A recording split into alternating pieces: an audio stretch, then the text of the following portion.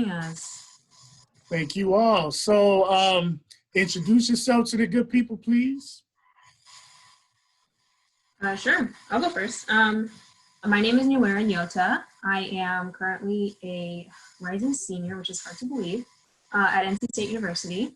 And I co-host the hashtag Pass the Mic podcast with my friend Luke here. Yeah, hey. My name is Luke Sheely. I am also a rising senior at NC State University. We're together, we, along with our friend Mateen, work on hashtag Pass the Mic Youth, which is repping NC State. Wolfpack. Yeah. It's a blog and a podcast that seeks to amplify young activists and tell their stories and get their voice out there. Beautiful. Now, with my youth podcast being fairly new, I started in May. I've been getting a lot of requests to, be on the podcast. Mainly not just because of my content, but because it's a Detroit youth podcast. So you guys really caught my eye because my regular 9 to 5, I'm a youth advocate, and your page on Instagram really caught my eye. Like the way you guys are active in all caps. You guys getting busy. I really respect your movement. So now you guys are based strictly out at NC State in Raleigh, North Carolina, or break that down for me? Yeah, so we're technically part of NC State, I guess. It's through NC State. We work with a couple of faculty as well. Beyond the podcast and the blog, we're also working on trying to do some curriculum to go into the classrooms about social justice based curriculum. But our reach isn't just in Raleigh. We've interviewed some young people from Boston, from different areas of the country and from different areas of the world.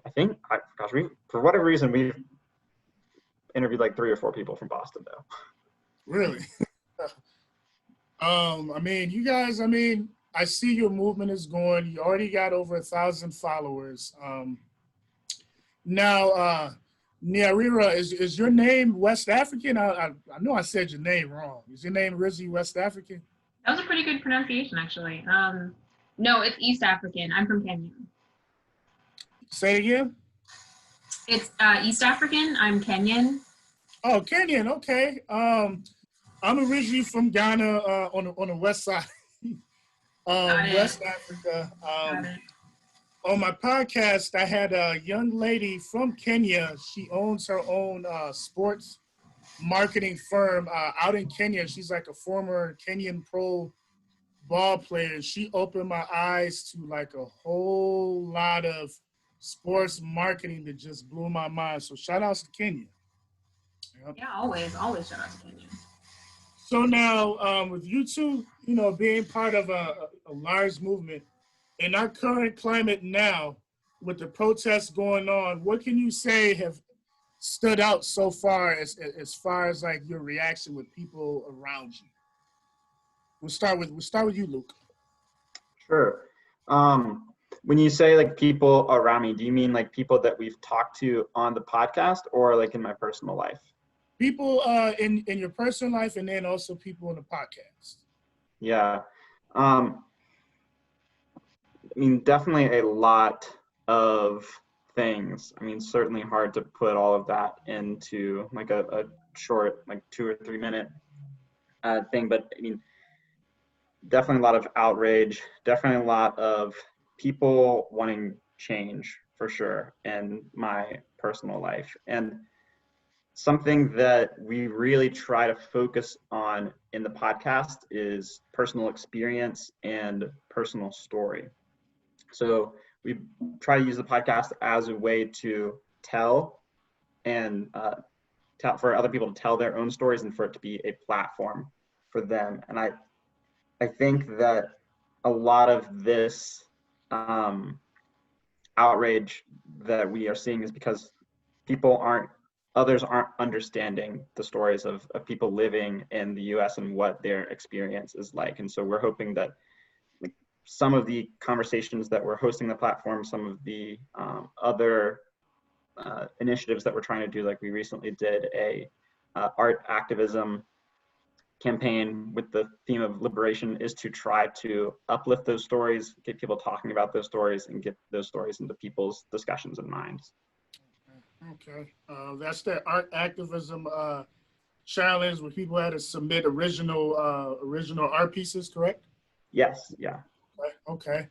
Narira, how about you? Like what's really stood out so far, whether it's guests or people around you in your personal circle?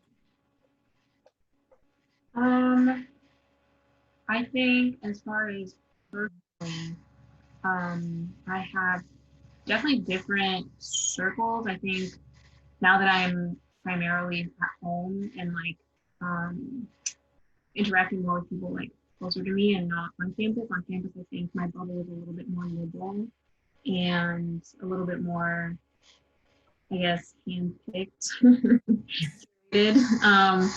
And my like the place that I grew up is, and at least the people that I surrounded myself with as I was growing up were very conservative.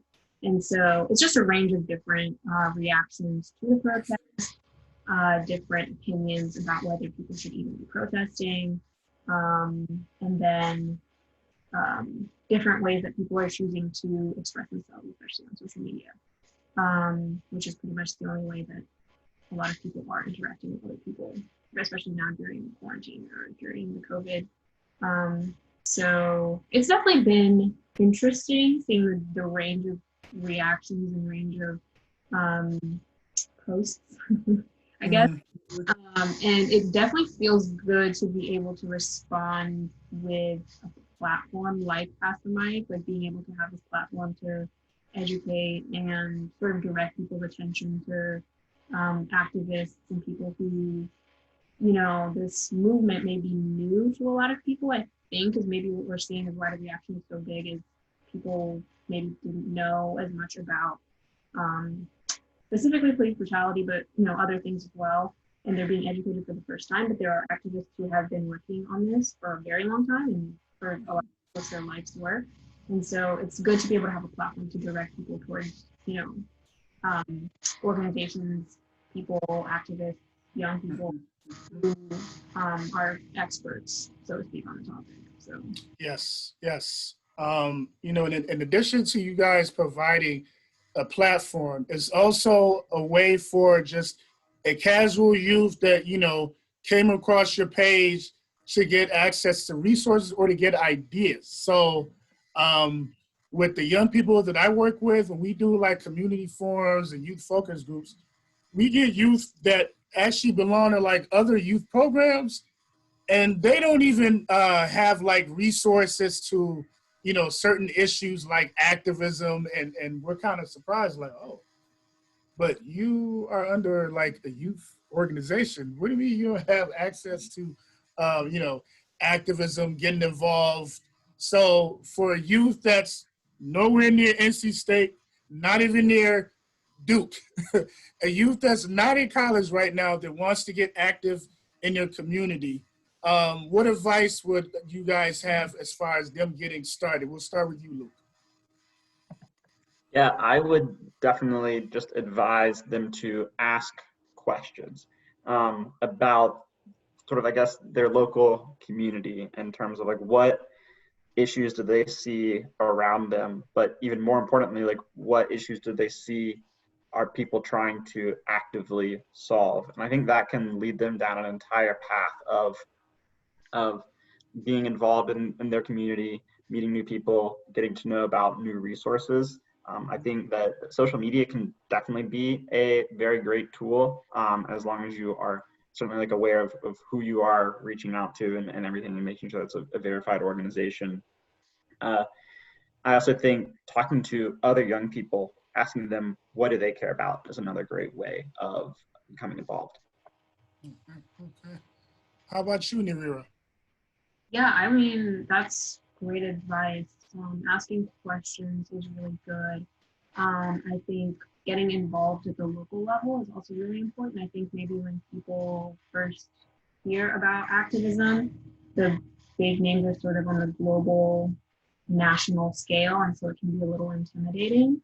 I think it's very good to just start close to home, especially because that's probably what you know the best, and also probably it's more, I guess, an easier place to start than trying to sort of affect things on a global scale.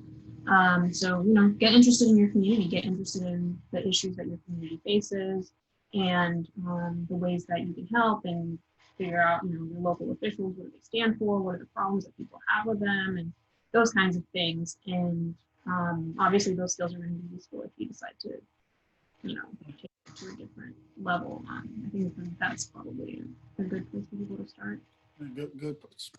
Good way to start. Now, for those that's viewing, because our viewers, this interesting part about this youth podcast. So we have the youth, in the Detroit area, to view the podcast, but we also have youth from our native homeland of Ghana that also view the podcast. They're like 4 hours ahead.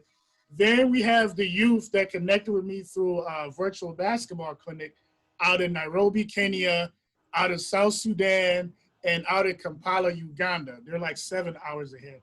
So we're really seeing the power of social media platforms, like yourself, platforms on a smaller scale, like My Heavy Brand podcast, where youth are able to learn about issues and activism and everything that's going on from just a cell phone, or a computer. So props to you guys, you guys being young. When I was like in my 20s, my mind wasn't that advanced.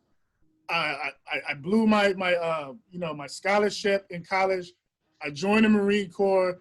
I didn't really have a plan. So for you guys to be doing, what you're doing, like that's quite impressive, actually. Give us your tag, like for those that are trying to reach you now, not just Instagram. Like, what's your exact tag? Yeah, it's hashtag Pass the Mic Youth. And so if you're interested in hearing the podcast, it's on all major podcast streaming platforms: Spotify, Apple Podcasts, Google Podcasts. Okay. I think there's some other podcasts out there too. I can't remember. I don't think those are quite as popular though. Wow. Okay. So you run a tight shift here. Now, when you organized the Art Activism Challenge, it said that you had hashtag Pass the Mic swag available. What kind of swag was available at that time? There's a reason why I'm asking that, because I'm about to teach a valuable lesson to a couple youth that I've been speaking with. But go ahead. We have stickers. We had totes. I think pens, maybe. I wonder. Is that everything? I'm not sure. Yeah, tote. That's pretty much it. We have some tote bags. We have some pens. We also have a journal, I think, that we are going to provide to the people who have submitted their work and are featured on the podcast and on the blog of the things. And we are also donating $10 for every submission to the anti-racist organization called We Are. It's an educational organization based out of Durham, NC, which is like 30 minutes away from Raleigh. Awesome. So who came up with the idea for the swag? I'm curious. Yeah, that was our, I think I want to say it was our amazing faculty mentor, Maru Gonzalez, right, Nuera? Would you say that's what it was? Yes, I think it was her idea. And if it wasn't her idea, it was definitely her work on her end to get it all done. Dr. Maru is, she's really good and really task-oriented and very good at getting things done and getting them done very quickly. So we really appreciate her. Maybe because of my say it again. I was going to say, really, one of the reasons too why we want to offer it is to make sure that young people are compensated as well for the works that they are providing for us to post and to really show them that we truly value the voice that they have and the message they're trying to spread. Yeah, yeah. Mhm. I guess because of my line of work, being a youth advocate, I noticed like little things like that, like, oh, the swag idea. You know, for youth, other youth groups like smaller youth organizations is just a great idea for them to get youth engagement. That's one of the hardest parts about like youth-led organizations is being able to connect with other youth, being able to get their attention, to engage them. So that's a brilliant idea. For anyone that wants to donate, are you guys like on Cash App or any kind of app? How do you donate? We are funded through NC State's extension program, so we don't actually have a donation page, but I do think NC State Extension has a donation page, and I know NC State has a donation page too, but it does not go directly to us. So if you do I feel like think that, donating to NC State for whatever reason, go to NC State's website and then scroll all the way to the bottom. and I think Excellent. that if you are wanting your money to go towards activism and activism work, there are definitely better places to donate than donating directly to NC State University. So, college, got you. Now, what are your college majors? We're actually both engineering majors. I'm mechanical engineering and Spanish. And Okay. I'm environmental engineering. So I wouldn't say that those are like what you would think of when you're thinking of activism podcast host majors. They don't teach us a lot about that in college, really. So this has been a really great journey for me, definitely, in getting to do something that's completely different from the rest of my college experience. Mm-hmm. Now, it's always good to to be well-rounded anyway. I always tell the youth that I speak with, be well-rounded. The majority of DMs that I get from like youth overseas are DMs about getting scholarships to play ball. And my response usually is, I'm like, what are your interests besides basketball? I know you're more than a basketball player. So, it's nice that, you guys are, engineering majors, but, you also have an eye towards, activism. You're well-rounded, or at least working on being well-rounded. So that's a great example to the young people as well. So that's awesome. That's awesome. Do you have any open mic type events that you're gonna have like on the Instagram Live? We don't have any planned right now, but we have had some in the past. I can't like tell you any upcoming ones that we have, but we usually try to have a few every month, and a lot of them are focused on topics that have been highlighted in our podcast.